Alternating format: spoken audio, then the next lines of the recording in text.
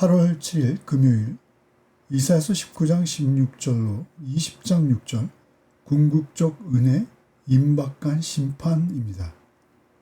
우리는 이사야서에서 하나님께서 무섭게 심판하시다가도 언제 그랬냐는 듯 따뜻하게 안아주시는 장면을 마주합니다.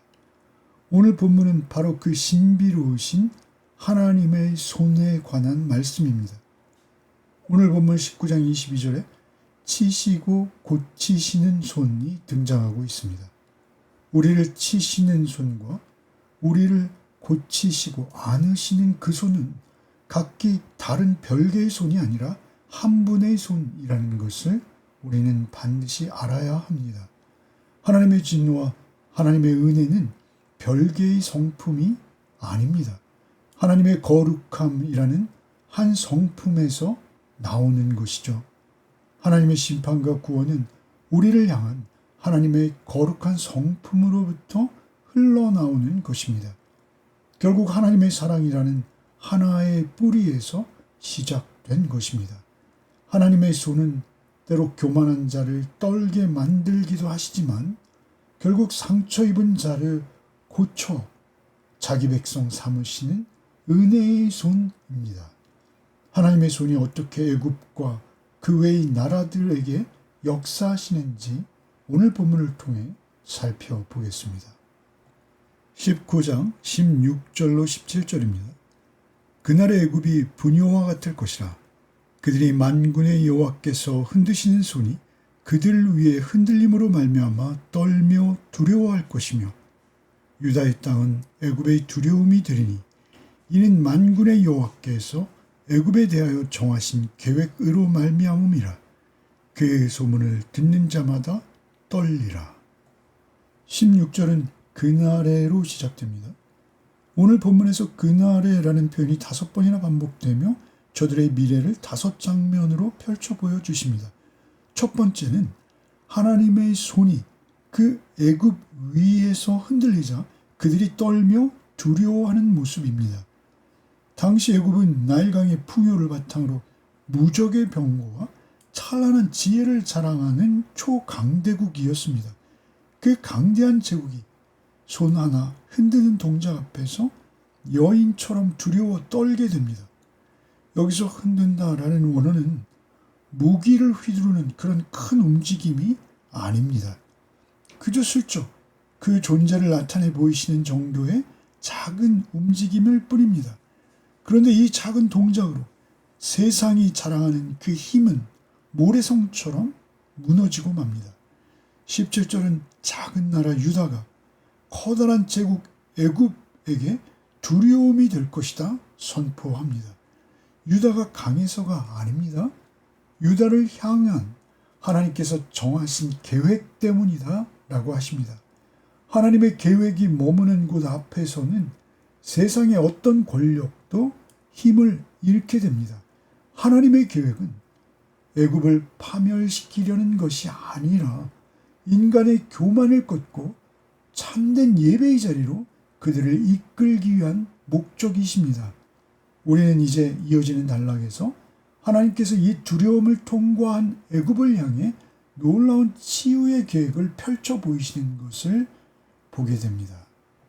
18절로 25절입니다.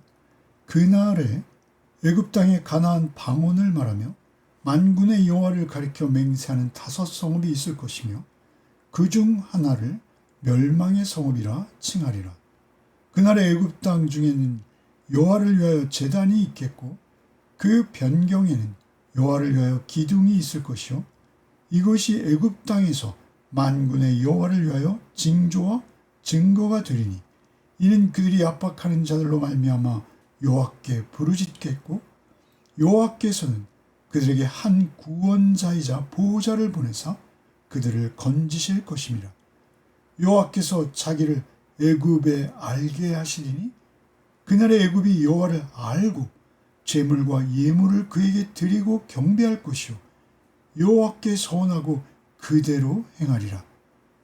여호와께서 애굽을 치실지라도 치시고는 고치실 것이므로 그들이 여호와께로 돌아올 것이라. 여호와께서 그들의 간구함을 들으시고 그들을 고쳐 주시리라. 그날의 애굽에서 아수르로 통하는 대로가 있어 아수르 사람은 애굽으로 가겠고 애굽 사람은 아수르로 갈 것이며 애굽 사람이 아수르 사람과 함께 경배하리라. 그날에 이스라엘의 애굽 및 아수르와 더불어 셋이 세계 중에 복이 되리니 이는 만군의 여호와께서 복 주시며 이르시되 내 백성 애굽이요 내 손으로 지은 아수르요 나의 기업 이스라엘에 이어 복이 있을지어다 하실 것임이라. 이사야서 전체를 통해서 가장 놀라운 탈락입니다. 애굽이 여호와께 맹세하고 제단을 쌓으며 부르짖고 구원받은 백성으로 등장합니다. 19절에 애굽 땅 중앙에 여호와를 위한 제단이 세워진다고 합니다. 당시로서 예루살렘 성전 밖에서 제사 드리는 것은 상상할 수 없었던 일입니다. 참된 예배가 시온의 담장을 넘어서 이방의 땅 애굽 한복판까지 확장됩니다. 이것은 마치 요한복음 4장의 사마리아 우물가의 여인에게 주님께서 이 산에도 말고 예루살렘에서도 말고 너희가 아버지께 예배할 때가 이르리라 하시고 영과 진리로 예배하는 자를 찾으신다. 이 말씀과 같습니다. 이제 예배가 지리적인 성전에 매이지 않고 그리스도 안에서 모든 민족에게 열릴 날을 이사야 선지자는 700년 전에 이미 바라보고 계셨던 것이죠. 뿐만 아닙니다. 21절로 22절에 치시고 고치실 것이다 하십니다. 치시는 것과 고치시는 것이 한 문장 안에 나란히 놓여 있습니다. 이것은 신명기 32장 39절에 내가 죽이기도 하며 살리기도 하며 상하게도 하며 낫게도 하나니 이 말씀과 같은 맥락이죠. 또 호세아서 6장 1절에 여호와께서 우리를 찢으셨으나 도로 낫게 하실 것이요 우리를 치셨으나 싸매어 주실 것임이라. 이 말씀과도 같습니다. 우리가 분명히 알아야 할 것은 하나님의 치시는 손과 고치시는 손은 언제나 같은 손이며 결국 궁극적인 목적은 언제나 치유하시고 회복시키시는 것입니다. 그리고 25절에서 이스라엘에게만 사용하던 그토록 영광스러운 칭호를 그 원수였던 애굽과 아수르에게도 동일하게 부여하십니다. 나의 백성 애굽이요 내 손으로 지은 아수르요 나의 기업 이스라엘이요. 이스라엘과 동등하게 애굽과 아수르를 부르고 계십니다. 애굽은 출애굽의 원수입니다. 아수르는 북이스라엘을 멸망시킬 나라입니다. 그런데 하나님께서는 원수까지 하나님의 백성으로 부르십니다. 이것이 복음입니다. 예수님께서 하신 일이 바로 이 일이셨습니다. 원수되었던 우리 아닙니까? 우리를 하나님의 자녀로 부르신 것과 동일한 것입니다.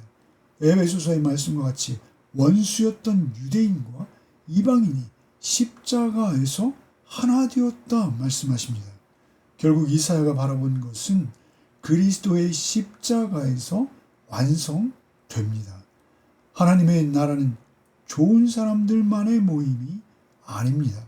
원수까지도 품으시는 하나님의 은혜를 입은 자들로서 그 사랑을 믿고 그 품에 안긴 자들로 하나님의 나라, 하나님의 가족을 이루게 되는 것입니다. 그렇게 우리 역시 이방인이었으며 심지어 하나님과 원수되었던 자들인 것을 우리는 잊지 않아야 합니다. 우리의 태도는 언제나 하나님의 그 은혜 앞에 겸손할 뿐입니다. 내가 받은 하나님의 사랑을 우리는 우리 주변에 전해야 하는 사람들입니다. 20장 1절로 6절입니다. 아수르의 사르곤 왕이 나르단을 아스돗으로 보내매 그가 와서 아스돗을 쳐서 취하던 해니라. 그때 여호와께서 아모스의 아들 이사야에게 말씀하여 이르시되 갈지어다 내 허리에서 배를 끄르고 내 발에서 신을 벗을지니라 하시매 그가 그대로 하여 벗은 몸과 벗은 발로 다니니라. 여호와께서 이르시되 나의 종 이사야가 3년 동안 벗은 몸과 벗은 발로 다니며 애굽과 구스에 대하여 징조와 예표가 되었느니라. 이와 같이 애굽의 포로와 구스에 사로잡힌 자가 아수르 왕에게 끌려갈 때 젊은 자나 늙은 자가 다 벗은 몸과 벗은 발로 볼기까지 드러내어 애굽의 수치를 보이리니 그들이 바라던 구스와 자랑하던 애굽으로 말미암아 그들이 놀라고 부끄러워할 것이라. 그날에 이 해변 주민이 말하기를 우리가 믿던 나라 곧 우리가 아수르 왕에게서 벗어나기를 바라고 달려가서 도움을 구하던 나라가 이같이 되었은즉 우리가 어찌 능히 피하리요 하리라. 주전 711년경 블레셋의 아스돗은 아수르의 반기를 들었습니다. 그 배후에는 애굽의 은밀한 부추김과 후원이 있었습니다. 유다 역시 이 세상의 힘인 애굽을 의지하려고 했습니다. 이때 하나님께서는 이사야 선지자에게 충격적인 명령을 주십니다. 선지자의 겉옷인 그 베옷을 벗고 3년 동안 벗은 몸과 벗은 발로 지내라 하십니다. 여기서 벗은 몸은 완전한 알몸이 아닌 겉옷을 빼앗긴 채 속옷만을 입은 그 포로의 수치스러운 차림을 의미합니다. 애굽이 아수르에게 처참하게 무너질 것을 이사야의 삶으로 몸으로 예고하도록 하십니다. 선지자의 삶 자체가 설교가 됩니다. 5절로 6절은 그 설교의 청중, 곧 해변 주민들의 반응이 기록되고 있습니다. 우리가 믿던 나라, 곧 우리가 도움을 구하던 나라가 이같이 되었은즉 우리가 어찌 능히 피하리요? 이렇게 말합니다.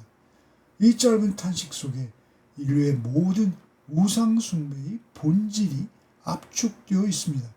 우리는 언제나 눈에 보이는 것, 만질 수 있는 것, 강해 보이는 것을 의지하려는 본성이 있습니다.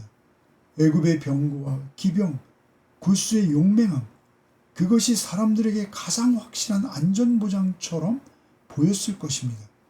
그러나 그 모든 것이 아수르의 침공 앞에 무력하게 무너져 버렸을 때 남는 것은 오직 부끄러움과 절망뿐이었습니다.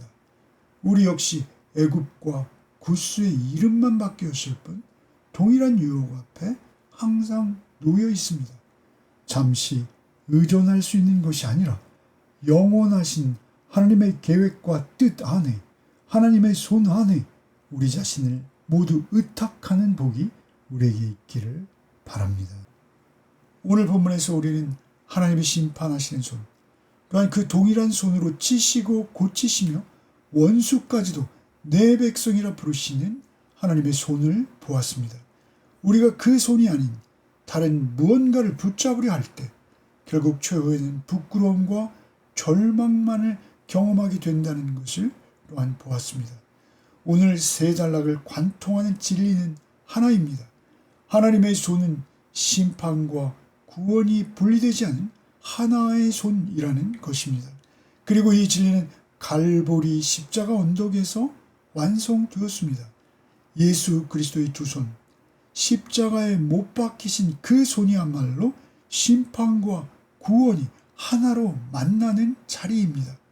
십자가 위에서 예수님은 우리의 죄로 인해서 하나님의 심판인 치심을 우리 대신 감당하셨습니다. 주께서 대신 맞으심으로 인해서 우리는 영원한 고치심을 또한 얻었습니다. 심판과 구원이 주님의 못자국난 손 안에서 완벽하게 하나 됩니다. 그렇기에 오늘 우리는 말씀 앞에서 우리 각자의 마음을 살펴야 합니다. 나는 지금 무언가를 나의 애굽이나 구스로 삼고 있지는 않은가? 그것이 무너지는 날, 나는 부끄러움 가운데 남겨질 수 있다는 것을 우리는 잊지 말아야 합니다. 오직 치시고 고치시는 우리 주 예수 그리스도의 그 못자국난 손을 우리는 항상 붙잡아야만 합니다. 말씀 앞에 나를 비추어 보아야 합니다. 하나님께서는 오늘도 그 손을 우리 앞으로 내밀고 계십니다. 그 손 붙들고 주님과 온전히 동행하는 하루의 삶이 되시기를 바랍니다. 기도하겠습니다. 사랑과 공의의 주님, 애굽을 향해 손을 흔드셨던 그 동일한 손으로 오늘도 우리를 만지시고 우리의 헛된 신뢰들을 드러내 주심에 감사를 드립니다. 우리가 붙잡고 있던 세상의 애굽과 굿수가 있다면 내려놓게 하시고 오직 십자가에서 치심과 고치심을 함께 이루신 주님의 손만을 의지하는 또 하루가 되게 하여 주시옵소서. 오늘도 말씀 묵상을 통해서 우리 모두에게 그 손의 은혜로 임하여 주옵시고 두려움이 아니라 내 백성으로 부르시는 주의 은혜의 손만 붙드는 하루가 되게 하여 주시옵소서. 예수 그리스도 이름 받들어 기도드리옵나이다. 아멘.